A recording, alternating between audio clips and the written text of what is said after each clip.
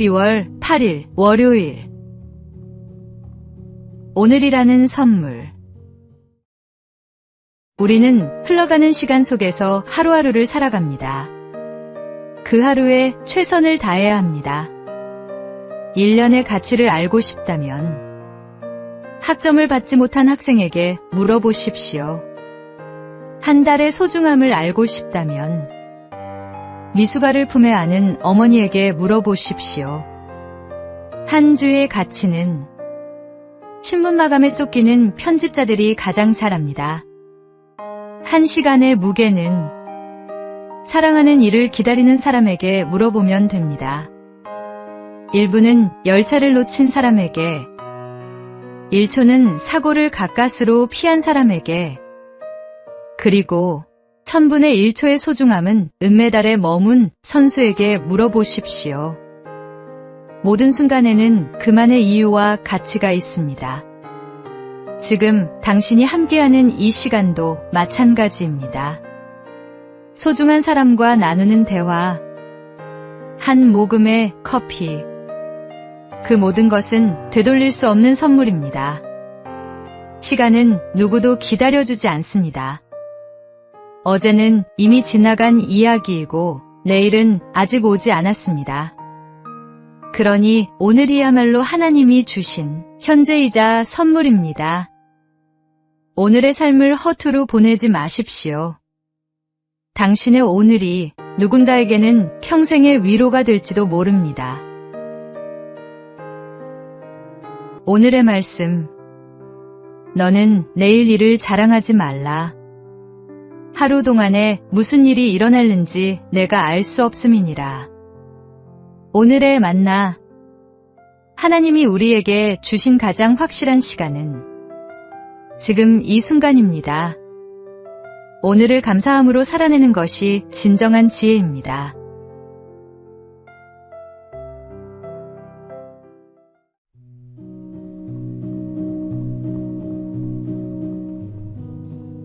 (12월 9일) 화요일. 분홍신의 유혹. 덴마크의 동화작가 안데르센의 작품 중에는 분홍신이라는 이야기가 있습니다.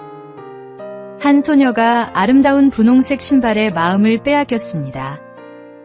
그 신은 마술사의 손에서 만들어진 것이었고 한 번 신으면 죽을 때까지 춤을 멈출 수 없는 마법이 걸려 있었습니다. 소녀는 처음엔 기쁘게 춤을 추었습니다. 사람들의 부러운 시선이 즐겁게 느껴졌고 분홍신을 신은 자신의 모습이 너무나 사랑스러워 보였습니다. 하지만 그 춤은 곧 그녀를 괴롭게 만들었습니다. 분홍신은 가시덤불 속으로, 어두운 계곡으로 그녀를 끌고 갔습니다. 결국 온몸이 상처투성이가 되었고 그 신발에서 벗어나기 위해 그녀는 자신의 발목을 잘라야 했습니다. 예수님께서는 죄를 짓게 하는 손이나 발은 찍어버리라고 말씀하셨습니다. 죄는 분홍신처럼 겉보기에 늘 아름답고 매혹적으로 다가옵니다. 그러나 그 끝은 자유가 아닌 속박이며 결국 생명을 잃게 만듭니다. 오늘도 우리 앞에는 수많은 분홍신이 놓여 있습니다. 눈길을 끄는 유혹, 달콤한 제안, 잠시의 쾌락, 그 속에 숨은 사슬을 알아차릴 수 있는 눈이 필요합니다. 오늘의 말씀. 만일 내 오른손이 너로 실족하게 하거든 찍어 내버리라. 내 백체 중 하나가 없어지고 온 몸이 지옥에 던져지지 않는 것이 유익하니라. 오늘의 만나. 아름답게 보이는 것이 모두 선한 것은 아닙니다. 주님의 빛 아래서 진짜와 가짜를 분별하는 지혜를 구하십시오.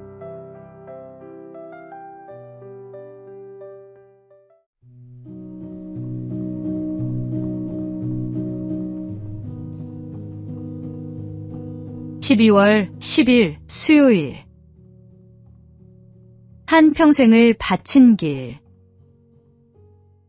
우리나라 전국 곳곳에는 아름다운 궁궐과 사찰 같은 목조 건축물이 있습니다.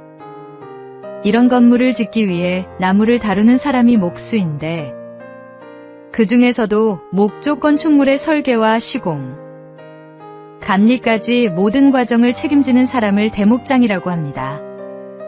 대목장은 다양한 건축 기법과 기술을 종합적으로 습득해야 하는 만큼 수십 년에 걸친 현장 경험과 배움을 통해 완성됩니다. 최근 우리나라에서 25년 만에 새로운 대목장이 탄생했습니다.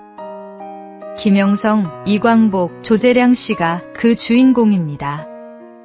1977년 스승에게 입문한 김 씨. 수십 년 동안 대목장 기술을 전수받은 이 씨. 1996년 입문 이래 궁궐 건축의 계보를 이어온 조 씨까지. 이들은 모두 한평생을 전통기술 보전과 전승에 바쳤습니다. 국가유산청은 이들이 앞으로 현장에 활력을 가져올 것으로 기대한다고 밝혔습니다. 한 분야에서 경지에 오르기까지는 긴 시간과 인내가 필요합니다. 스승에게 배우고 다시 제자에게 전하는 이 아름다운 전승의 과정은 우리 신앙생활과도 연결됩니다. 하나님께서 우리에게 주신 믿음의 유산을 다음 세대에 온전히 전하는 것, 그것이 바로 우리가 이어가야 할 소망의 길입니다. 오늘의 말씀. 또 내가 많은 증인 앞에서 내게 들은 바를 충성된 사람들에게 부탁하라.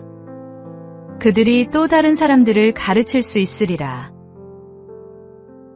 오늘의 만나. 믿음의 계보를 잇는 일은 하루아침에 이루어지지 않습니다. 오랜 시간 성실히 걸어온 발자취가 다음 세대에게 빛이 됩니다.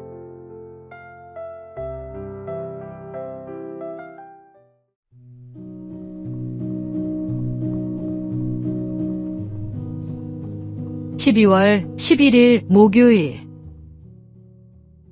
사랑을 미루지 말라. 톨스토이의 우화집에는 이런 이야기가 전해집니다. 그가 여행 중 어느 주막에 머물던 날, 아침에 떠나려는데 병든 주막집의 어린 딸이 그의 빨간 가방을 달라며 울고 있었습니다. 여행길이라 가방을 내줄 수 없었던 톨스토이는 집으로 돌아가면 다시 찾아와 주리라 마음속으로 다짐했습니다. 며칠 뒤 그는 약속을 잊지 않고 가방을 들고 주막으로 되돌아왔습니다.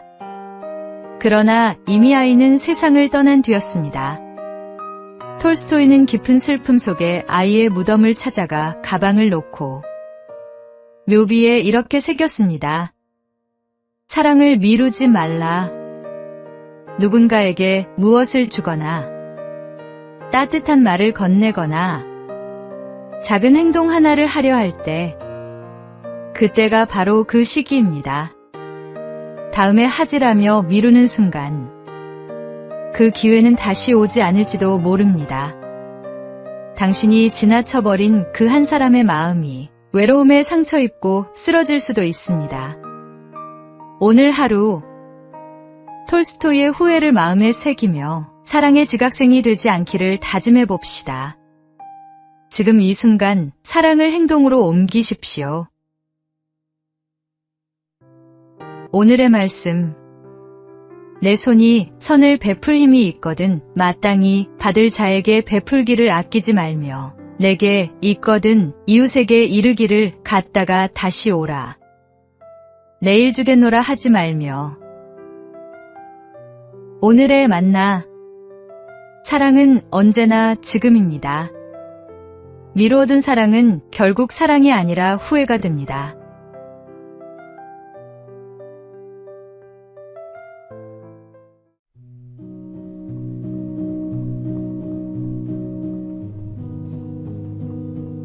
(12월 12일) 금요일.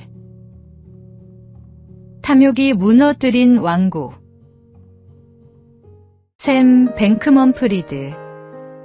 한때 세계에서 가장 주목받던 젊은 기업가였습니다.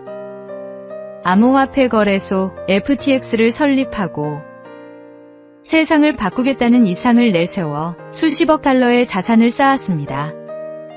그의 말 한마디는 시장을 흔들었고 수많은 투자자들이 그를 혁신의 아이콘으로 추앙했습니다. 하지만 영광은 오래가지 않았습니다. 거대한 성공 뒤의 숨은 탐욕은 결국 그를 삼켰습니다. 고객의 자금을 개인 용도로 돌려 쓰고 재물을 속이며 그는 점점 진실로부터 멀어졌습니다. 그리고 2022년 FTX는 하루아침에 붕괴했습니다. 그토록 화려하던 왕국은 사라졌고 젊은 억만장자는 쇠창살 뒤에 서게 되었습니다. 플라톤은 이렇게 말했습니다. 영혼이 육체의 악에 물들면 결코 만족할 수 없다. 그의 말처럼 아무리 많은 부와 권력을 쥐어도 욕망이 영혼을 덮으면 평안은 사라집니다. 진정한 부유함은 가지지 않음이 아니라 더 이상 필요하지 않다고 느끼는 마음에서 옵니다. 주님 안에 머무는 영혼만이 진짜 자유를 누릴 수 있습니다. 오늘의 말씀. 돈을 사랑함이 일만 악의 뿌리가 되나니 이것을 탐내는 자들은 미혹을 받아 믿음에서 떠나 많은 근심으로써 자기를 찔렀도다. 오늘의 만나. 많이 가진 것이 아니라 족한 줄 아는 것이 진정한 부입니다. 하나님 안에서 만족을 배우십시오.